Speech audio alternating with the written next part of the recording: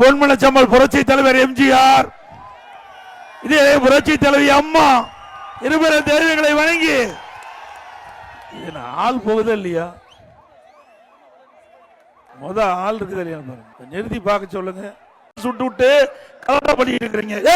நிறுத்துறியா? அடிக்காத. ஒவ்வொரு முறையும் ஆள் இல்லாத ஆம்புலன்ஸ் ஈக்கிட்டு தப்பி கம்முன்று போங்க.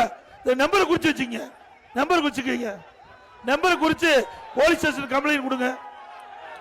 தம்பி எதுவும் பண்ணாதீங்க. வேணுன்னு கூட்டத்துக்குள்ள கலாட்டா பண்ணிட்டு இருக்கிறீங்க. போங்க. போ போ போ. ஒவ்வொரு முறையும் நான் பொதுக்கூட்டம் போடும்போது ஆம்புலன்ஸ் விடுறது கேவலமா இல்ல இந்த அரசாங்கம். தம்பி விட்டுங்க போட்டோம்.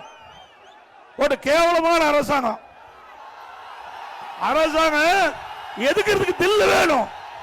அரசு நீதி எதுக்கு வேணும்? அதை விட்டுட்டு கூட்டத்துக்குள்ள ஆம்புலன்ஸ் விட்டு விட்டு ஒவ்வொரு முறையும் பிரச்சனை பண்றதா? இந்த டிரைவரு இதெல்லாம் குறிச்சு வச்சுக்க. நம்பர் குறிச்சு வச்சுக்க. யாருன்னு அப்புறம் பேசிக்கலாம். நான் ஒவ்வொரு கூட்டத்திலையும் பாக்குறேன். கிட்டத்தட்ட ஒரு 20-30 கூட்டத்தில் இது மாதிரி ஆம்புலன்ஸ் விடுறது, வேணா கூட்டத்தில் கலாட்டா பண்றது. இந்த அரசாங்கம் ஒரு கேவலமான அரசாங்கம். தில்லு திராணி தெம்பு தான் அரசியலே தான் எடுத்து பார்க்கணும். மக்கள் குழுமி இருக்கிற கூட்டத்தில் விட்டு மக்களுக்கு ஒரு கஷ்டத்தை உண்டாக்கி இதில் ஏதாவது மக்கள் அடிபட்டது யார் பொறுப்பு? ஆக வேண்டுமென்று திட்டமிட்டு இந்த வெறும் ஆம்புலன்ஸ்ல யாருமே போகல. நோயாளியே போக கிடையாது. அங்க வலி இருக்குது. நான் ஆரம்பத்திலிருந்து இது கிட்டத்தட்ட ஒரு 30 கூட்டத்தில் பார்த்திருக்கிறேன். இதே மாதிரி ஆம்புலன்ஸ் கூட்டத்துக்குள்ள விடுறது. ஆக இந்த அரசுக்கு எச்சரிக்கையா விடுறோம்.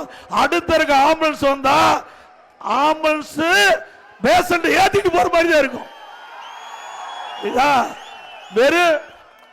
வெறும் வண்டி ஆம்புலன்ஸ் வந்தா அது யார் ஓட்டிட்டு வராங்களோ அவர் பேஷண்டா மாதிரி ஹாஸ்பிட்டலுக்கு போக வேண்டிய நிலைமை ஆயிடும்.